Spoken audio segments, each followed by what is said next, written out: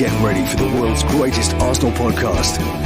Welcome to another podcast by Guns and Yellow Ribbons. Enjoy the show. Hello and welcome to another Guns and Yellow Ribbons podcast. My name is Fergus. I am your host. As always, I'm joined by my sidekick, Gooner Hillsey, old man Trevor, 2 Pint Trev. He's got loads of names, but you know he's got deep pockets too. Back from a hiatus, I do like that word, is Big T. And back by popular demand, all the way from Vancouver, we have Stan the Man.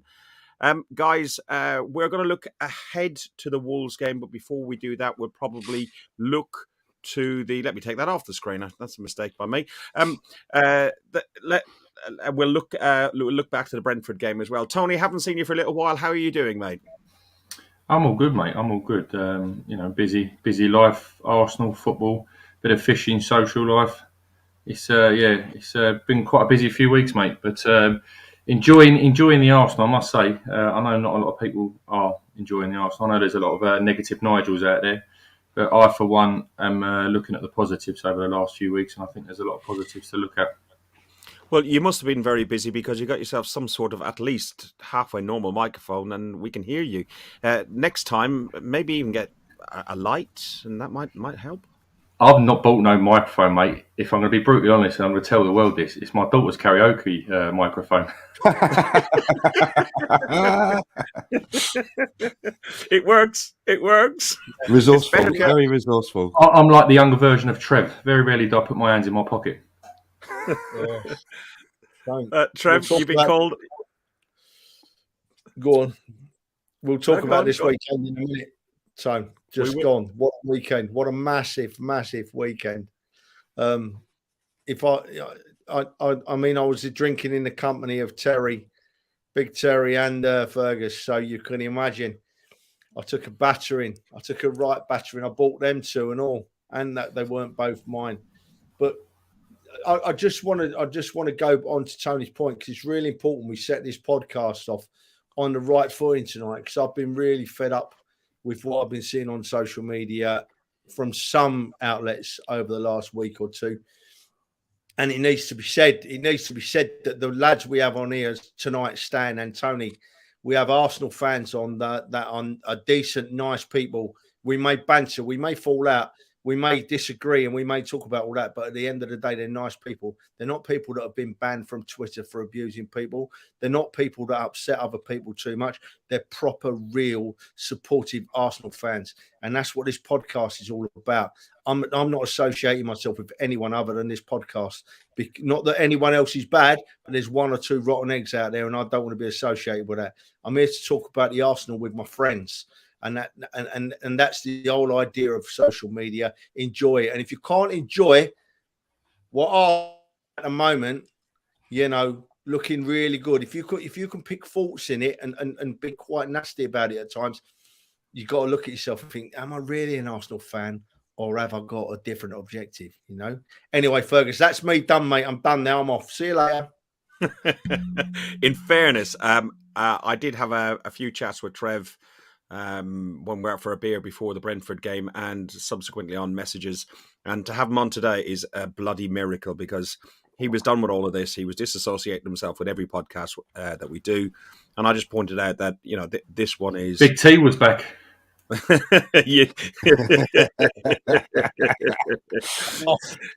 I'm gone. If I'm honest, Tony, I didn't tell him that. I told him at last minute. Stan, welcome back.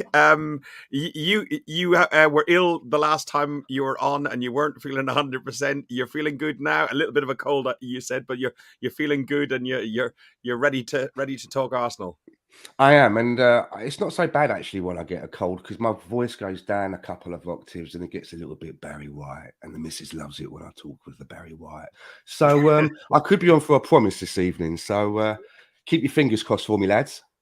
Well, you've got 5 hours work to do in the meantime. We're already in the evening here, and there's no promise happening. I'm up here, she's downstairs watching the telly. Right, so listen, first and foremost, we're going to look at the Arsenal-Brentford game. This was a 3:00 kickoff, and it was quite unusual to have a 3:00 kickoff for Arsenal these days.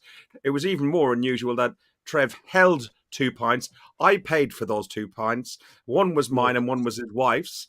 He had already necked his by that stage because he's a greedy gannet. We made a good day of it, Trev, didn't we? At 11 o'clock, King's Cross Station.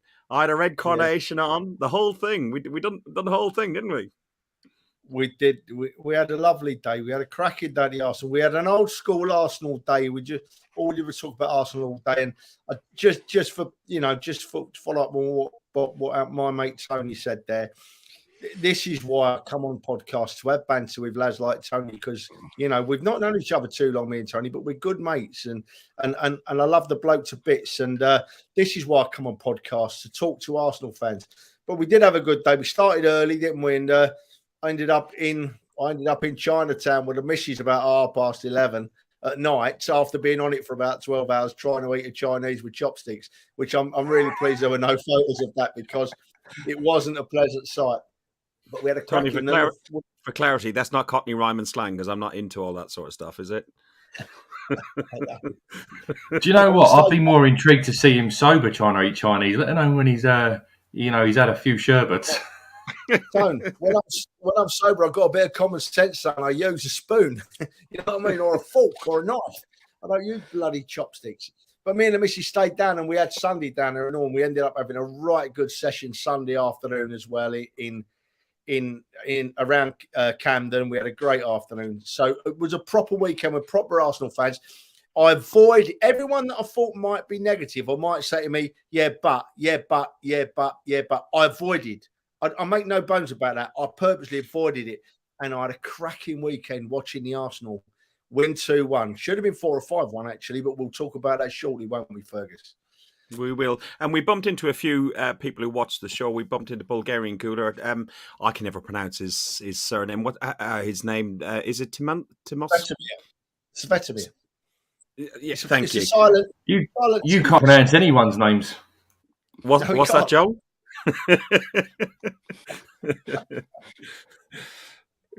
So listen, let's look at the lineups. The lineups we had was Ramsdale in goal as always, Cedric, White, Gabriel, Tierney, Partey and Xhaka, which we will talk about their performances.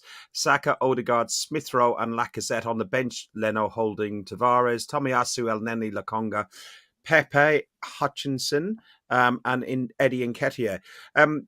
Hutchinson was a turn up for the books. He's doing really well in the under-23 stand. Do you know much about the under-23s and Hutchinson? And were you glad to see him even getting onto the bench? And would you have maybe played him over Eddie at points?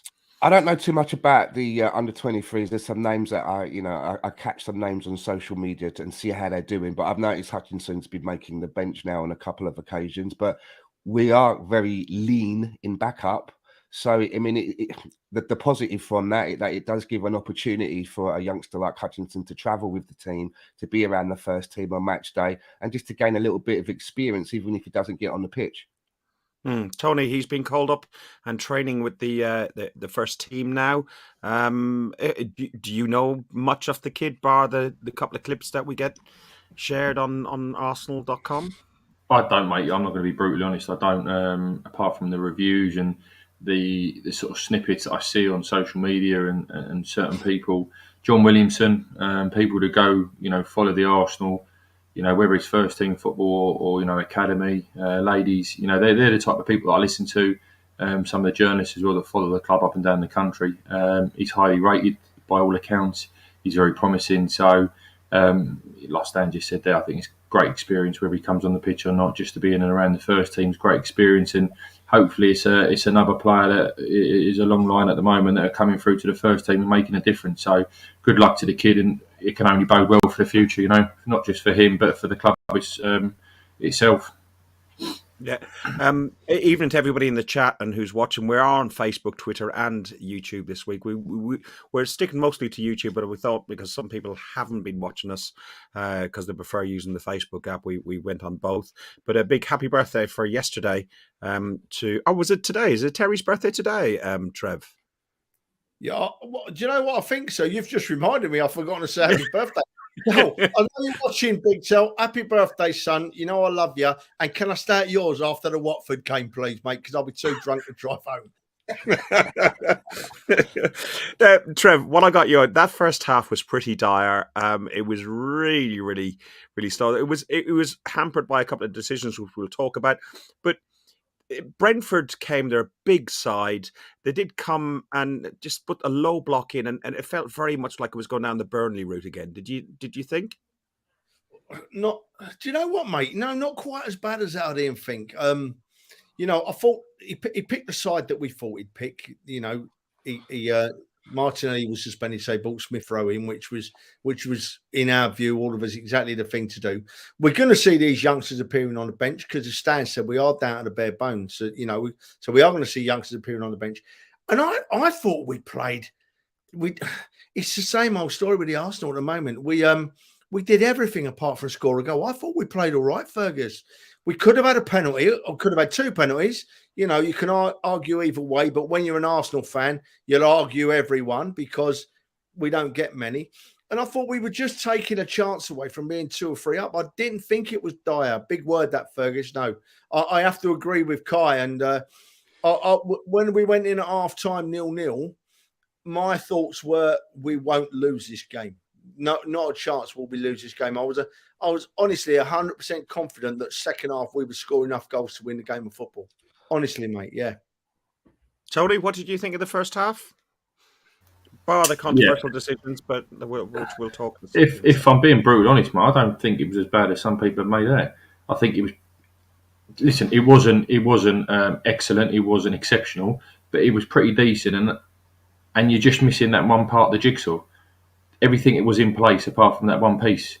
You get that piece of the puzzle in, and all of a sudden it's a completely different outlook. It's a completely different side. I'm not criticising or digging Lacazette out because he tries best in, but at the end of the day, it is what we've got now to the end of the season. So back in, but a proper number 9 completely transforms this team and takes us to a whole new level. I mean, I thought Odegaard and Gabriel were superb Saturday. A couple of other players played well. I thought Xhaka had a decent performance, but Odegaard and Gabriel for me were exceptional, and unfortunately, like I say, it was just really the finishing, in and around the box that let us down. I certainly don't think it was a dire performance. No, dire first half. Stan, Lacazette was unfortunate. He did score a goal. He was deemed offside because of Xhaka had passed the ball to him beforehand. Did you find the first half as dire might be a strong word, but did you find the first half as a difficult watch like I did, or did you find it better? And what's the missing bit, bar a proper number 9? Well, I have to say, Fergus, that I don't really think I can say much more than the geezer upstairs and the geezer here to my side here. I'm with the both of them. I mean, that first half. I mean, this is a game, first of all, that I was waiting to come around. I had this one on the calendar, and I couldn't wait for it to come around because I've never had no beef with Brentford before, but I thought they were quite feisty after the game that we had at the first game of the season. Week, yeah. They were really quite leery about that game. So I was waiting to try and put them back in their box. I was glad how it all worked out. But the first half, exactly the same as what Big T said. The only piece that was missing was the goal. I thought everything is going right today. And when it got to halftime, we didn't have a goal. I was just like, please do not let it be one of those days where we do everything right. We can't get it in the back of the net. And then on the 94th minute, in a bit of extra time, they managed to get one enough of a set piece and everything's all undone. So although I enjoyed that first half, I was still tentative until we got our first goal. And I could feel a little bit more at ease with how the situation was. But I was really up for that game, and Arsenal looked really up for it as well. VAR had its part to play in that first half as well, clearly with the offside goal with Lacazette. But more on this one here. It's a penalty shout out on Lacazette. I'm going to put it up. Look, listen, the last time we put up video, the 30 seconds got chopped up by YouTube. I've trimmed it down to about 6 or 7 seconds. So fingers crossed there's no audio in there. They won't pick us up. But here we go. Let's play it. And Tony, I'd like you to talk to me about this, and then I'll go to you, Trev. I actually thought it was a penalty when I first see it. I didn't think that about 2 seconds before that, Ben White gets tripped. I don't think that's a penalty. I think Ben White makes the most of it. But Lacazette, for me, it's a foul. They've sandwiched him. Because of the new rules, I don't know. But for me, I think that's a foul. I think they know what they're doing. I think that all the decisions went against us, if I'm being brutally honest, at the weekend. But yeah, I was certainly screaming for a penalty, and even more so once I'd seen the replay on the Lacazette one. Yeah, it's frustrating. Trev, the opposite end to us in the stands, obviously well lubricated by Guinness and beer and everything else. So the eyesight was probably not as good as normal. But did you see this? You've probably seen the replay since. Did you see this as a penalty, or did you notice it on the day? It was one of them that could easily be given to any other side, but it wouldn't be given to the Arsenal Ferg. You know, I know it sounds like I'm being awful there, but the pattern can't continue forever. You can't keep calling it coincidence that we don't get them. You know, I thought it was a foul. I thought that it should have been given as a penalty. Yeah, definitely. And there's off the top of my head, wasn't there a goal that Koscielny scored and it was disallowed because he'd done a very similar thing to that? And so we've gone back to the word we use it every week. There's no consistency, Ferg. No consistency at all. Touches like that are giving us penalties every week. But Trev, there was a rumor that one didn't even go to VAR apparently. And if that's true, it makes a mockery of the whole thing. Do you not think? Yeah, of course it makes a mockery of the whole thing, Tom, because it's there to be used and in the prime situation. It's a crowd of players. There's no way the referee can see which way every leg's going there. So stick it upstairs and slow it down and have a look and make a decision. So yeah, I'm not. Do you know what? It's strange, isn't it? Because the VARs don't wind me up so much when we win. Call me shallow, call me biased, call me whatever. But they don't. But that should have been given as a penalty, in my view. Undoubtedly should have been given as a penalty. And I'd love to hear something from the referees about it, but we never will, as long as Riley's in charge. Well, to be honest, you've mentioned that several times, and I think many other people have mentioned it on mainstream media as well, that referees should be coming out and talking to the fans, or to the media at least, like to Sky and BT and the likes, and explaining their actions throughout the game. They do it in many other sports. I don't see why they can't do it in football.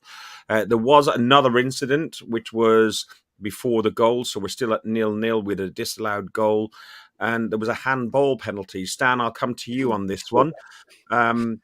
So the ball comes in from Cedric, hits him on the arm. Personally, looking at that one, I thought that was probably less of a call for a penalty than the first one. What do you think?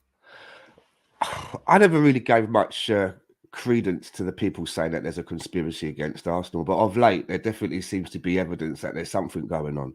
And when Mikel Arteta turned around and said that, he was going to be talking to officials, I thought to myself, is that going to do us more harm? He goes in there and tells them how he feels, and as soon as he walks out the door, they're like, right, we'll see you at the next game, Mr. Arteta. And it doesn't seem that if he has had a word, it's done any good, because we had about 3 or 4 shouts in that one game that we could have had some penalties for, and not one of them's given. Not one. You would think that the rule of averages would say that we would get something, and I'm sure if those shouts were for the opposition, they would have gotten at least a penalty. So I mean, as I said before, every week we go into a game, we're playing against 12 people. We've got the first 11 of the opposition, plus we've got the official on the pitch. So we just have to do what we do.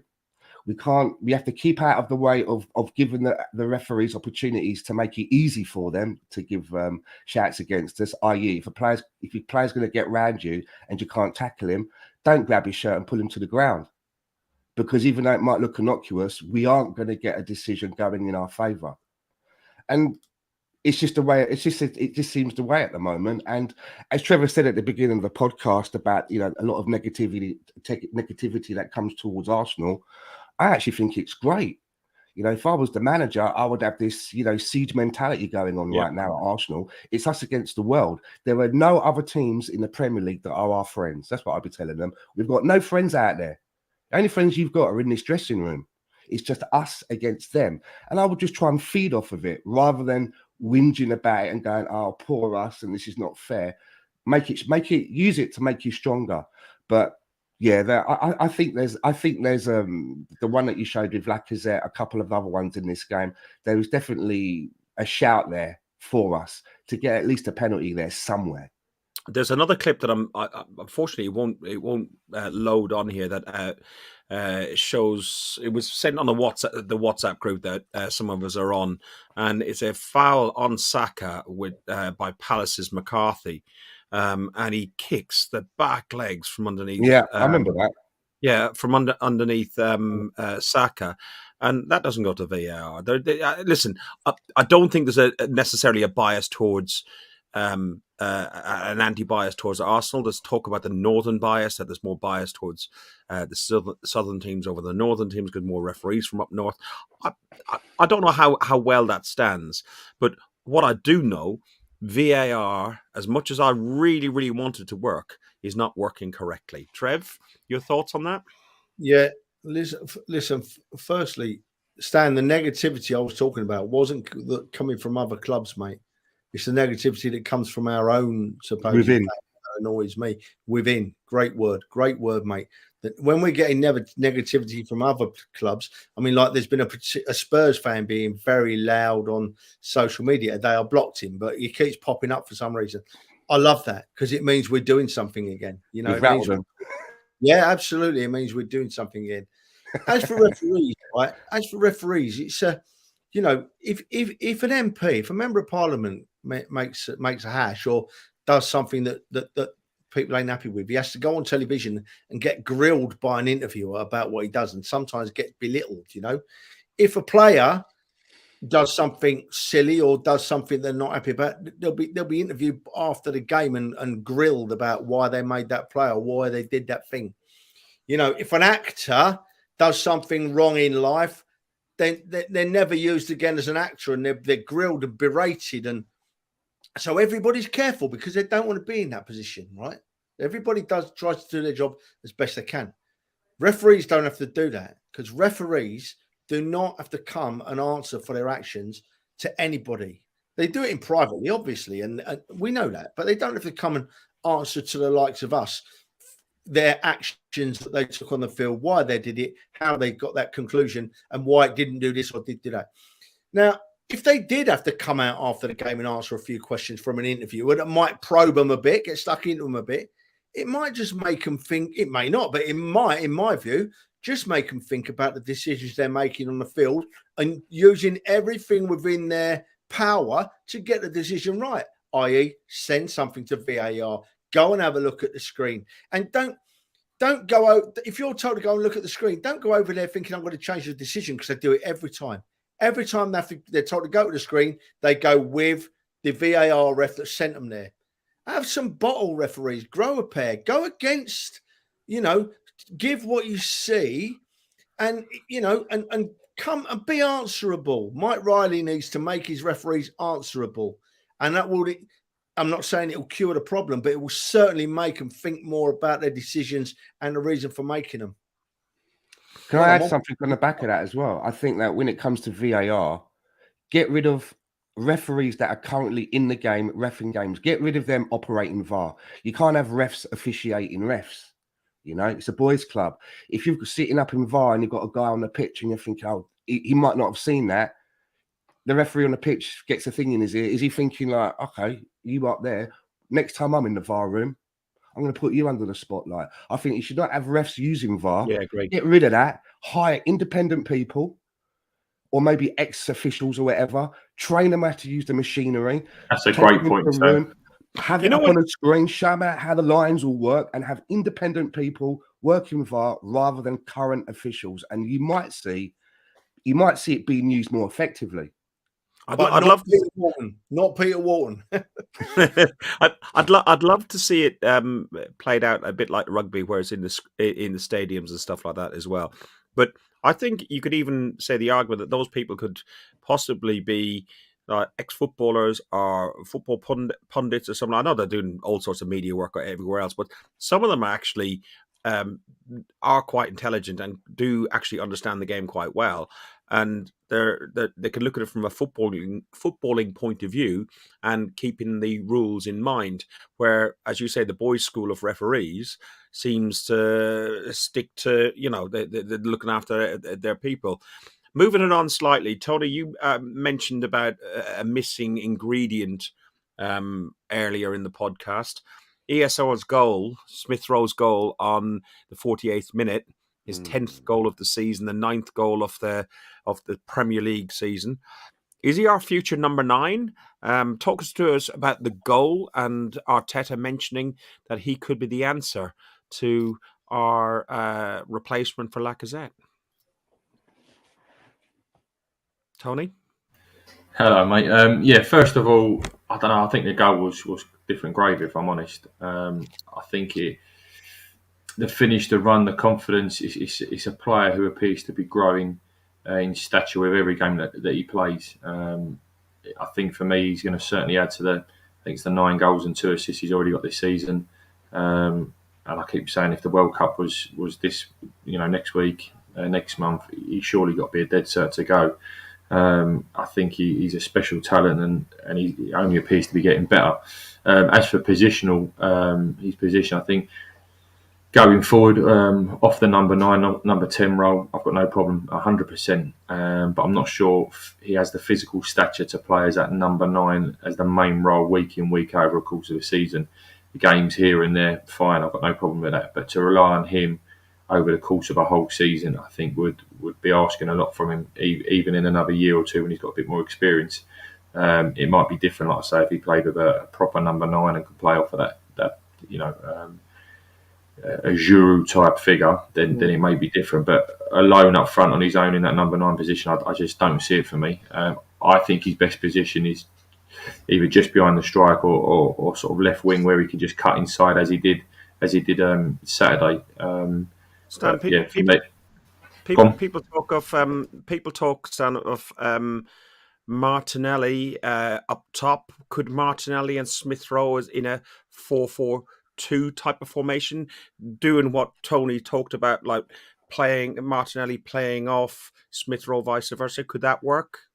I think Martinelli could play up front. I think he could play anywhere across the front, whether it's the left through the middle or on the right. And if you played him through the middle, you'd probably see that he would float into a lot of different areas. Emil Smith Rowe, I'm not so sure, but he's so young. There's plenty of time for development. What I liked about his goal as well, which I've not heard too many people talk about, was the assist from Lacazette. I know that Lacazette's getting a bit of grief here and there, but that assist to pick him out, I thought was superb. I mean, the goal, Big T took the words out of my mouth. Different gravy, mate. Just seriously, do you know what I mean? And we're going to touch on Saka's, and the same goes for that as well. But ESR playing as a number 9, I could maybe see him playing as a little bit more withdrawn behind the number 9 as that second person. But I'm not, and I think I could see Odegaard also playing there as well. But as a number 9, I'm not sure he's got quite the physicality yet. Do you know what I mean? Do you know what, Stan? You nailed it. I was talking a few of the fans, the few of the lads that stand around me at the Emirates, right? To a man we were talking about Lacazette on Saturday, and everybody in the area was desperate for Lacazette to get on the score sheet. No, I've never known a player not do his job to that extent and still be so loved, because his effort levels are superb. But he's not scoring goals, and he is the issue. And it's an interesting. We spoke about it last week in that we had the problem where we weren't scoring goals, and we've now got ESR, Smith Rowe, and Saka as our secondary goal scorers, which is what we've been crying out for. Our 10, 12 goal a season, boys, right? And they proved it on Saturday. They saved our bacon. They both scored, So for me, you don't move Smith Rowe, you don't move Saka. You leave Smith Rowe where he played at the weekend. Me, for the rest of the season, I'll play Martinelli through the middle. I don't think that's Martinelli's best position. But when you think of what our current striker is doing, Martinelli, with the greatest respect to Lacazette, Martinelli ain't going to do any worse. Although his hold-up play might not be the same, his raising of people's game might not be the same as Lacazette. But we play Lacazette. His main thing is to score goals, and he's not doing it. It might be a worry we just have to carry till the end of the season, and he'll just play like that. Who knows, boys? Who knows? Trev, eh? question for you, Trev. I watched the game on the Burnley game, and I watched the game particularly on Saturday as well. And whilst I saw that the first half wasn't lived up to the expectations that you guys saw, but by the end of the game, I looked and we got 2 goals. We conceded a goal, which we'll talk about, but we got 2 goals, and I thought that's against a lot poorer Brentford than the Brentford we played at the beginning of the season. If we come up against better opposition like we've got in a few weeks against Liverpool, we've got to play Spurs, we've got to play Chelsea.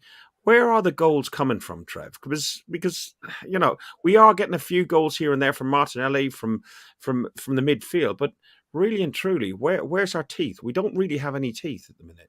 Fergus, are they a worse Brentford, or are we a better Arsenal? There is both. There is both. Well, first of all, we didn't have to play with 2 youth team strikers, so Look, I don't like making comparisons from game to game. We said it before.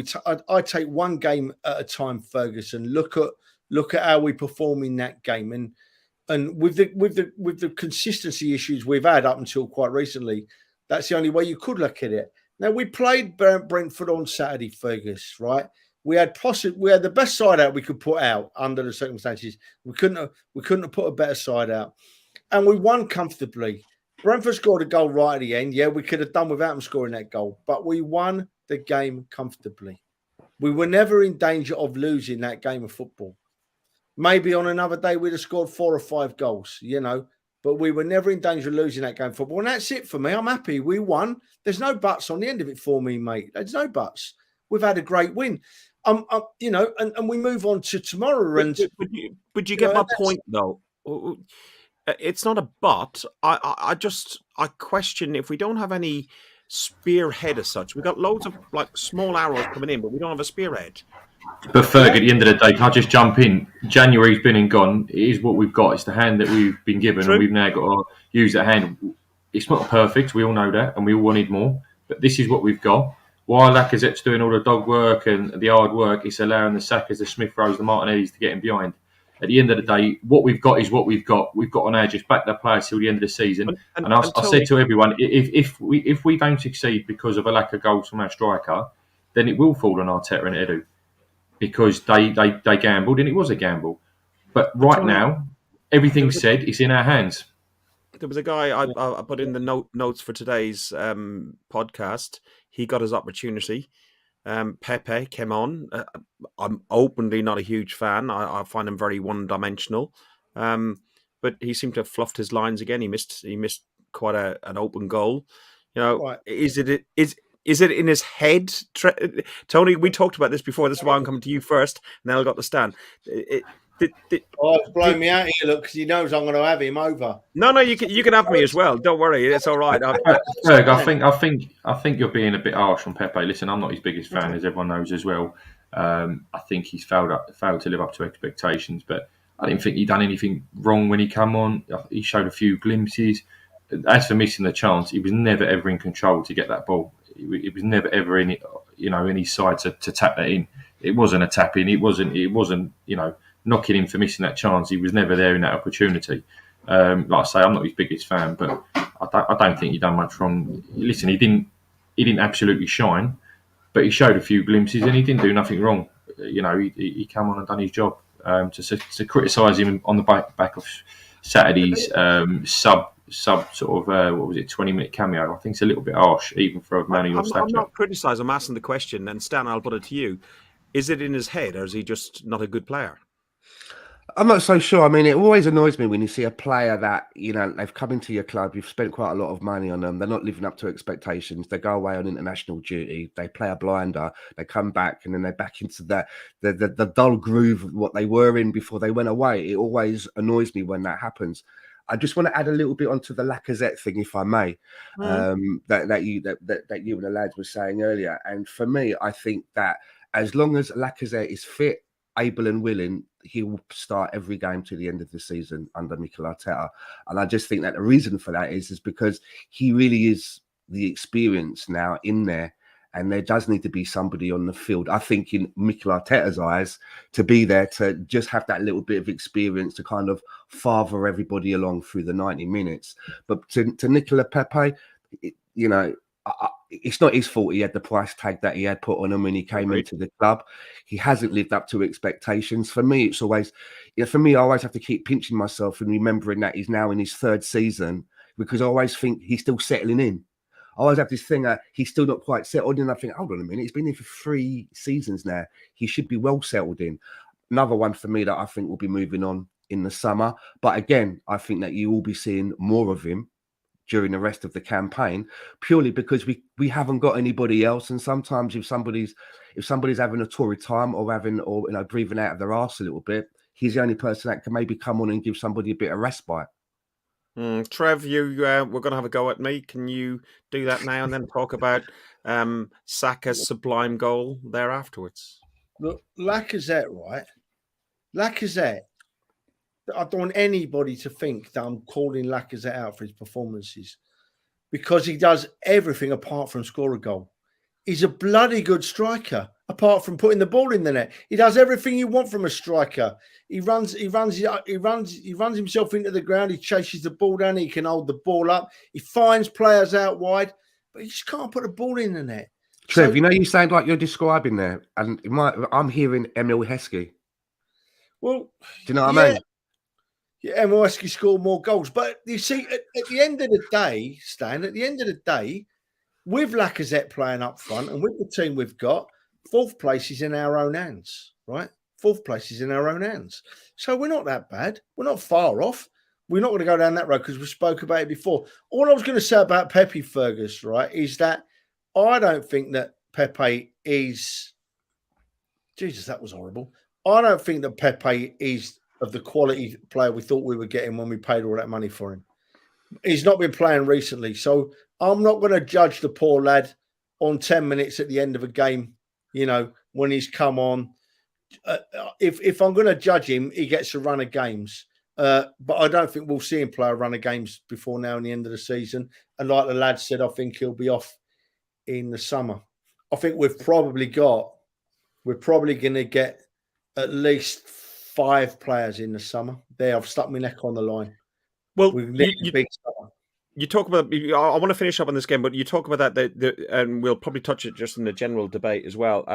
The Arsenal's forum, and one of the guys who goes to that forum is in the chat at the moment. But they discussed summer transfers, and they said that they want to get some of the business done early. And they have identified some targets. I expect those targets will depend on which competition we're in and so on. Pepe, Saka, Pepe and Xhaka had performed fantastic. Pepe, are we finally seeing Trev? Are we finally seeing the player that we bought from Spain at 45 million? Are we starting to see him come good? Oh, Xhaka? No, Partey. Yeah, listen. Last few, we've called Xhaka a lot on this show. We called Xhaka a lot, and we're not his best supporters. But we're not going to go down the road of knocking him when he's played well. Last 2 or 3 games that he's played alongside Partey, they've been magnificent. I don't think that's an overstatement. I think they've been really, really good. They've looked solid. They've supported each other. They drop off and push as they should. I'm over the moon with the way them 2 boys have been playing. I still think he's a time bomb. I still don't think he's our long-term saviour. I still don't want to see him really about too much. But you can't knock him for the football he's been playing last couple of games. Tomorrow night I'll probably go and get himself sent off and shoot me down. But you got to speak as you find, don't you, mate? And at the moment, our midfield is looking all right. Our back five is looking more than all right.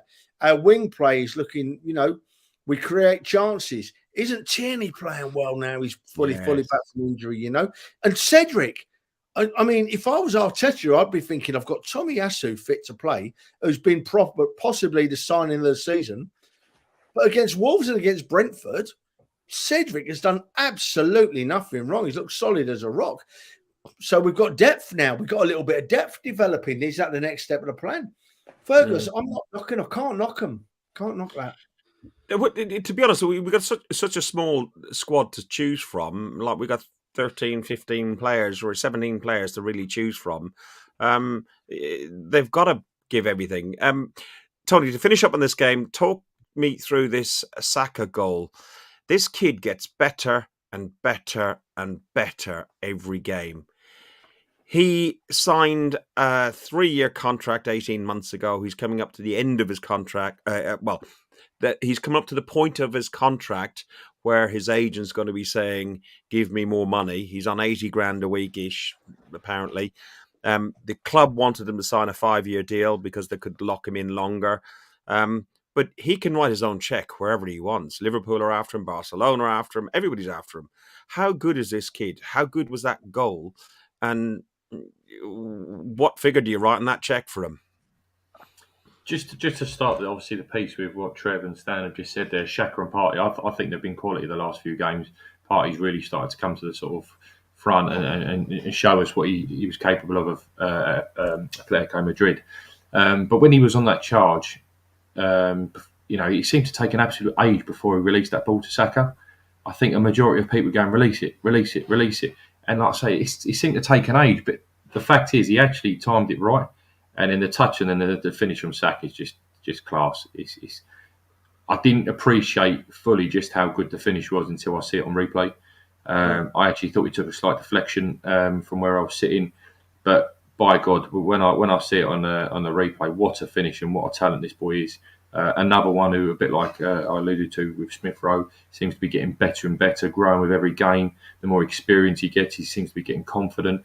And certainly in Saka's, I think he's actually getting physically stronger as well. The amount of tackles he has to deal with, the first half, he got taken out once or twice and they were doing everything to stop him. I think they only got one free kick out of it. So he's dealing with it. He's starting to deal with the physicality as well. He's not lashing out. He's not kicking back. What he does is he gets the ball, gets his head down, and then beats the fullback again. We're blessed to have him at the moment, and alongside Smith Rowe, Martinelli, and I think we need to tie these boys down to long-term contracts because they're here, they're the now, and they're the future. Ferg, I hate agreeing with a big fella, Ferg. But I'll tell you what, Tony, you've absolutely nailed it there, and you've banged the nail in and all. This is the time now. At the end of this season, this is when we find out, firstly, what Arteta's management and player skills are like. Because if we lose Smith Rowe or Saka or Martinelli or Odegaard, who's starting to shine, then it sends a message to us fans that we don't want to receive. It shows a lack of wanting to progress, But I don't think that'll happen. I really think that something very special is developing at Arsenal Football Club. We have a great summer transfer window coming up, hopefully, and then watch us go. These young lads, they're not people we've signed. Smith Rowe and Saka, they're not people we've signed in. They're not people that have come to the club as mercenaries to make a bit of money. The young kids, all they've ever known is the Arsenal Football Club. And the biggest battle for us, Fergus, you said it, Fergus, you're right. The biggest battle for us is agents, right? Is agents, because Saka and Smith Rowe and even Martinelli will have agents in their ears now. Come on, I can do this for you. I can do that for you. I can do this for you. Trev, with the Saka deal, his agent was the one stopping him signing a 5-year deal. I've got a really good contact that gave me that information. And this is the agent. Off, so I don't take over, so the other boys can come in. I don't have no knowledge, but in my head, I have absolutely no doubt that Arsenal will currently be talking to people about their summer transfers, Fergus. They will be talking to agents. They will be talking to players if they can. They will have a rough idea who they're going after this summer already. They may have even already made them an offer under the table that we'll never, ever know about. But trust me, there'll be things going on. But Trev, can I just touch upon what you just said there, mate, regarding the transfers? Because in previous years, we've been desperate to sign players, and we've ended up gambling, paying out money. They're not really wanted at the club, but we've just got them in because we needed bodies. Arteta and Edu have taken the gamble this year and said, you know what, if we can't get who we want in, we're not just going to bring anyone willy-nilly in because it's just going to take up wages, places in squads. What we'll do is we'll gamble to the end of the season. Come the summer, we can sign who we want, who's going to improve this team. Because at the end of the day, whether people like what I say or not, especially in the WhatsApp groups, I do think there is a process, and I do think the foundations have been built. When you're on a building site, you don't put a roof on a house without having any foundations. We've now got that foundation. We've got a lot of pieces of the jigsaw. The way that Ramsdale settled in and Gabriel's got to take a special mention. Ben Wright. If someone said to me last summer, how many players would you cross the road to talk to? Be very few. All of a sudden now, look at the squad and you think, do you know what? 99% of them players, I'd cross the road and shake their hand. You've got players who are actually caring about the club. Tom, I know that drinking culture has gone out of football, but they do feel like that every one of them you'd like to go down the pub and have a pint with. Stan, what figure would you give Saka to sign a new deal? And then we go to the Wolves game briefly. I'm just wondering whether we're going to be able to get him to put pen to paper before the season ends. I hope that agents aren't asking him to wait and see whether we're in Europe. And if we're not in Europe, then there's a host of clubs that they can send him to. But as for, they can basically write their own check. I mean, I always felt that when they got their last deal, which is a modest deal, I always said, it's going to be this deal, which is going to be the important one, because this is the one now where they're going to be proving themselves to Arsenal. Arsenal will look at them and say, have we done the right thing? Are these boys up to it? Can we depend on them? And they're showing now that they can. And now this is the big one. We can't lowball them. I don't want to I hope that we don't end up in any way, shape or form in an Ashley Cole situation where we have somebody that we bought for the academy leaving us over a discrepancy of, say, $5,000, which it was with Ashley Cole. I mean, it really surprised me when we lost Ashley Cole to Chelsea, because at the time we were competitive as well. It wasn't like we were down in the dumps. We were competitive. We're getting there now. And I really hope that these two boys are brought into the Arsenal way and they can at least put pen to paper for at least a 3-year period and give us more time to improve, because the doors are open for them. You can see why Aston Villa wanted ESR to come in and replace Grealish. You can see it. It's clear for all to see. And you see what Grealish has just gone for to Man City. So, at some point in the future, maybe they will be leaving Arsenal. But when they do go, it's going to be for a sizable amount. And it will be for an amount that will benefit us. We're not going to go down a road of getting rid of a player for like 25 million and leaving about another 60 million on the table because you've been snookered into the last year of their contract. So Arsenal really need to play it cute with these two, but they look happy enough. We kind of, we saw that ESR and his agent had their resolve tested with all the Aston Villa noise that was happening, and there wasn't a problem there. So I really hope that, they put pen to paper sooner than later.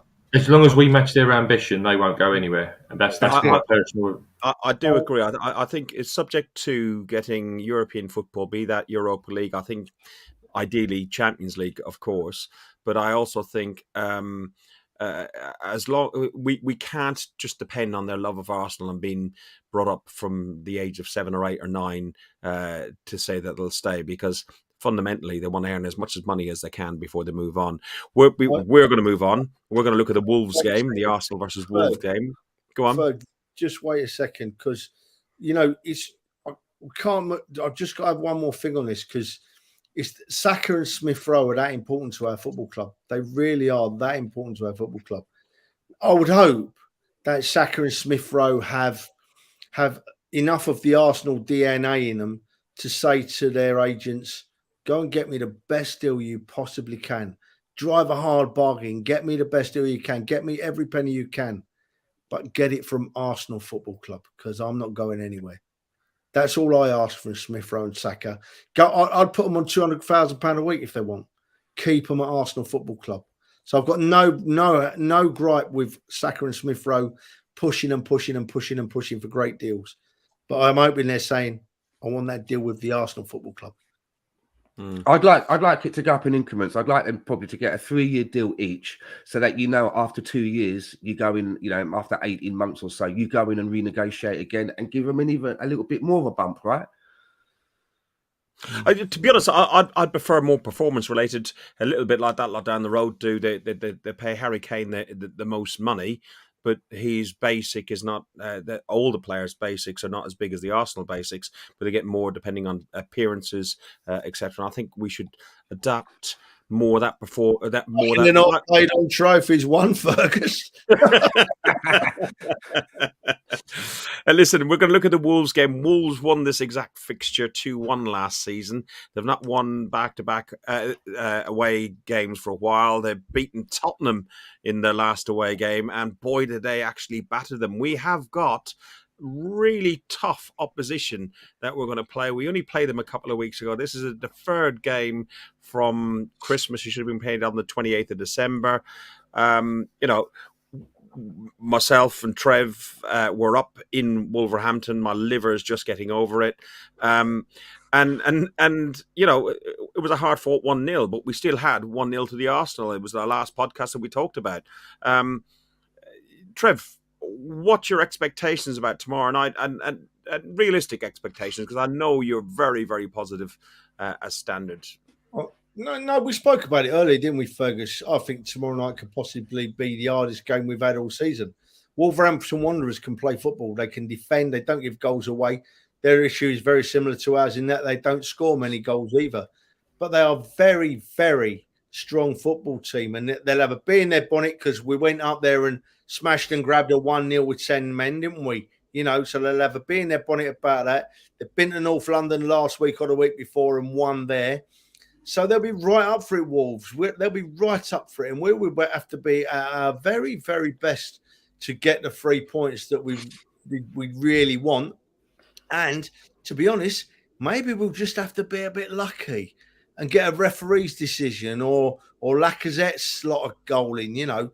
But this is a very, very tough game. And I think at the end of the season, if we haven't finished fourth, it could well be Wolves that are finishing fourth.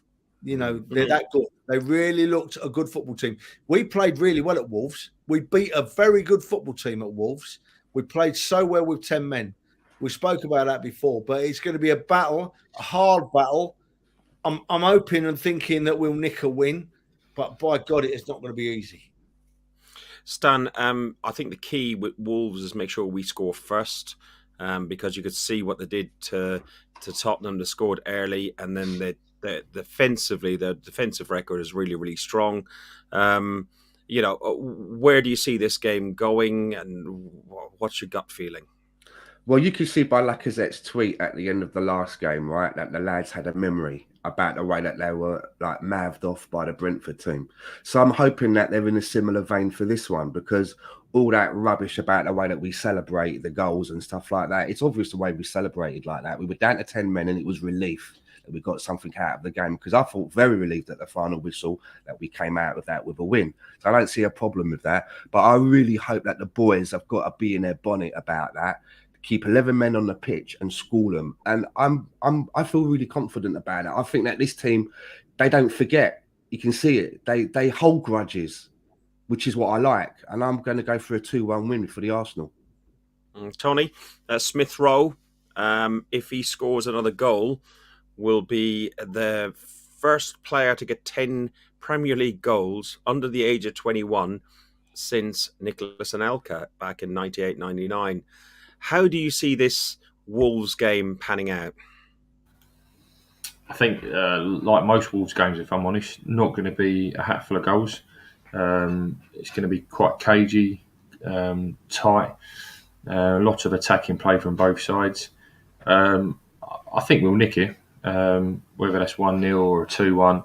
I think we'll nick it. But listen, make no mistake, this ain't a Wolves team that was getting dropped week in, week out a number of years ago in the Premier League. This is another thing that really grates on me with people as well, that people look at names and reputations as performances. So if you was only to beat Wolves 1-0, it's a crap result.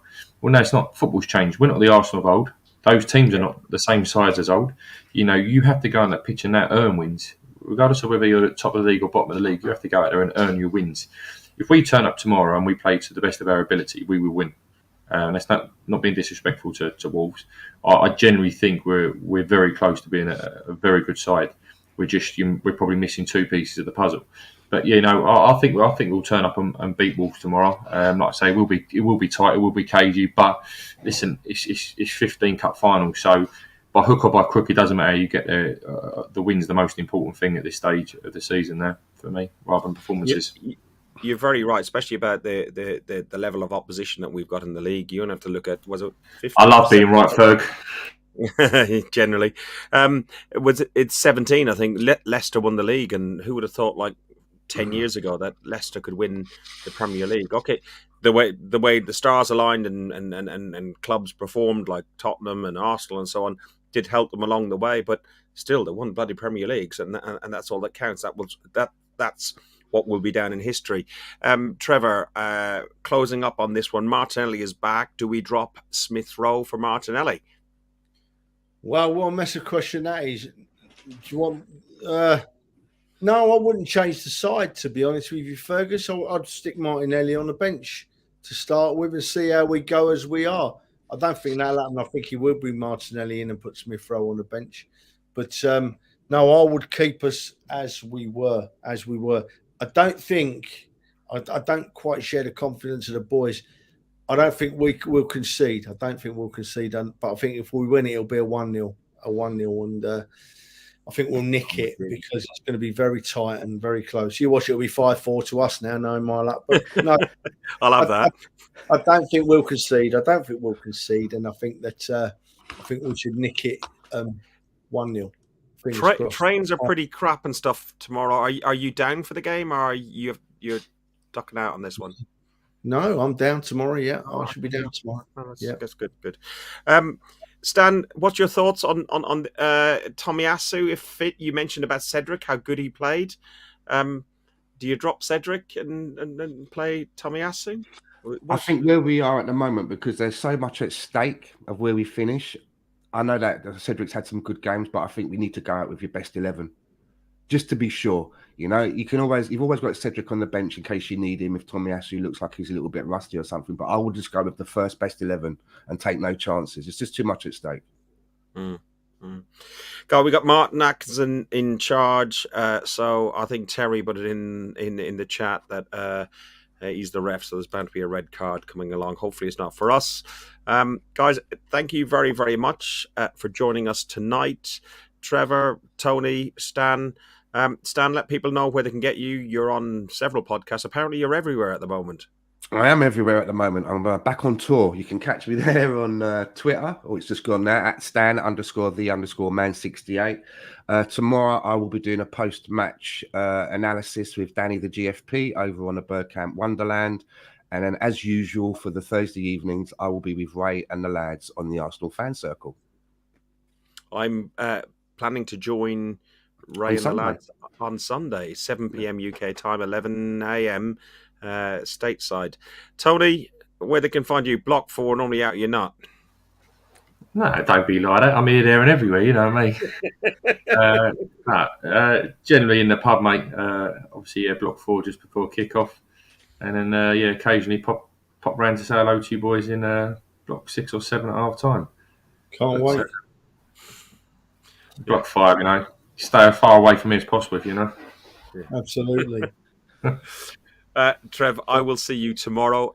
Shout out to Ben in the chat who came down into Block 5 with us in the second half. He was stuck over Block 7 about 8 or 9, and there was nobody around there doing some singing, and me and him, we lit up Block 5. Well, at least about 20 of us around there, because everyone was singing about Tottenham getting battered chips and in a chip shop down the Holloway Road while we were talking about... Did Ben put his Song Police hat on? He did. Sorry, Ben. Listen, before we go, Jar Ryder's in the chat. Raiders of the night. Riders of the night, even. Riders of the night. Fantastic. Don't forget, you promised me I'm on that list next time, mister. Don't forget. Yeah, we couldn't get in. I was. It was a nightmare. I was queuing, but the missus was cold, and we had to go in the end. So, yeah. But, he wanted to get his chopsticks into some noodles, didn't he? Well, the trouble was it was about 10 pints before we left there, before we got the chopsticks. But what a fantastic weekend. And once again, Ferg, what a fantastic podcast tonight. Four Arsenal fans talking Arsenal stands. Been a pleasure. Thank you, mate. Big T, we get at each other, mate, but it's always a pleasure. But this is just before Fergus shuts us down. This is why I come on podcasts. This reason only, to talk to my mates about the football. We ain't agreed all the time. We've had different opinions, but we've all got on. We've not called anybody out, and I don't care if no one watches it. To be honest, I love that people watch it and listen and enjoy it. That's the bonus, right? If we've got one listener or 1 million listeners, right? I still talk to me mates. I'm here to talk to me mates about the Arsenal. And if people want to listen, that's fantastic. Thank you very much. Right, Ferg, I'll let you get on there. I'm not talking anymore tonight. Well, these guys got a big mention.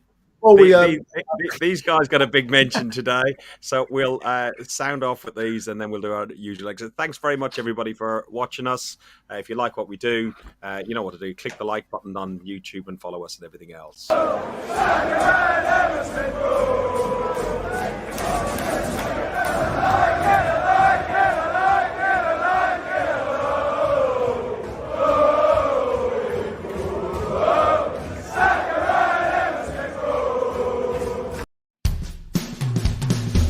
You've been listening to Guns and Yellow Ribbons, an Arsenal podcast by Arsenal fans for Arsenal fans.